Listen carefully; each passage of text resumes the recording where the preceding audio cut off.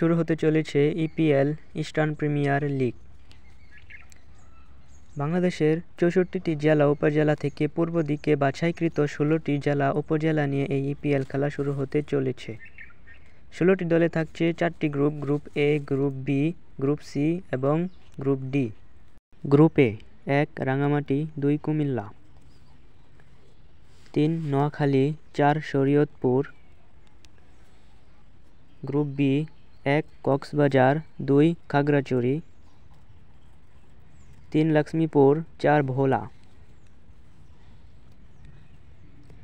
Group C: ১ Barguna, ২ Madaripur, ৩ Chittagong, ৪ Patuakhali.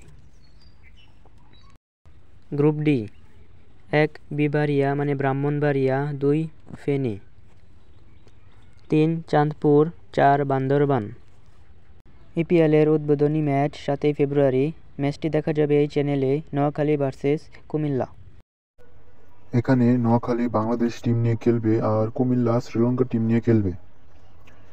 আপনারা কোন দল সাপোর্ট করবেন তা অবশ্যই কমেন্টে জানাবেন।